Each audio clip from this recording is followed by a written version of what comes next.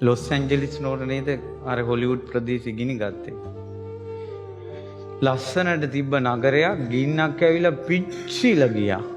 ඒ වාගේ ලස්සන අපේ හිත් රාගෙන් පිච්චිලා යනවා. ඒ ගින්න දිහා බලනකොට මට රාගය ගැනමයි හිතෙන්නේ. ඔච්චර ලස්සනට තියෙන හිත රාගෙන් පිච්චෙන ඕන්න ඔය වගේ කියලා. රාගේ දරුණු වෙනකොට කොච්චර බණ ඇහුවත් අර වතුර කොච්චර දැම්මත් නෙමෙන්නේ. තව පත්තු වෙනවා. එච්චර රාගේ දරුණුයි. අර ගින්න දරුණුයි වගේ. ලස්සනට ඉන්න මිනිස්සු නේද තරහ ඇවිල්ලා අතපය දික් කරලා කෑ ගහන්නේ. දැන් මෙහෙම බණ කියන මමත් සමහරවිට තරහ ආපුම හරියට කෑ ගහන අවස්ථා තියෙනවා. එතකොට මේ බණ කියනකොට තියෙන සැනසෙල්ල පිච්චිලා යනවා අර ද්වේෂයෙන් කියන ගින්නෙන්. ඒක දිහා බලලා මේ රාග දේශ මොහ ගැනම හිතන්න. පිච්චිලා යනවනේ අපිව කියලා. අපේ ලස්සන පිච්චෙනවනේ. අපේ ශ්‍රද්ධා ධනය පිච්චෙනවා. අර ගෙවල් පිච්චුණා වගේ. සීල ධනය පිච්චෙනවා. ශ්‍රුත ධනය පිච්චෙනවා. අහපු බණ මොකවත් නැහැ. රාගය ආපු ගමන්. ඇයි ශ්‍රුත ධනය පිච්චිර අර ගෙවල් ගිනි ගත්තා වගේ.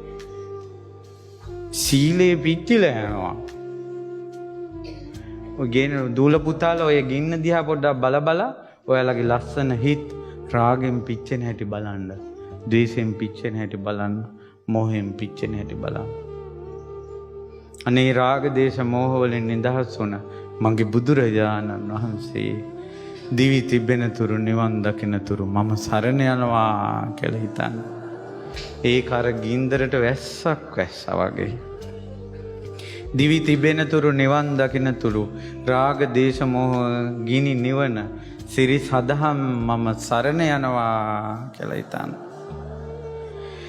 ඊළඟට අනද මහ තෙරුන් වහන්සේ වගේ සාරිපුත්ත මොග්ගල්ලාන මහෝත්තමයෝ වගේ ලක්දිව පහළ වූ දඹදිව පහළ වූ ඒ බුදුසසුන තුල පහළ වූ නිකලෙස් මහ මුනිවරු ආර්ය මහා සංඝරත්නය මම සරණ යනවා කියලා හිතන්න. ඒ වගේම අපේ ජීවිතේ සංවර කරගෙන අනේ අපිටත් උතුම් සිල්පද රැක ගන්න ශක්තිය ලැබේවා කියලා හිතන්න. මේ උතුම් තිසරණය මේ උතුම් සීලය අපි කරන පින කුසලය දුක්ඛිත සංසාරයෙන් නිදහස් වෙන්න හේතු ආසනාව වේවා.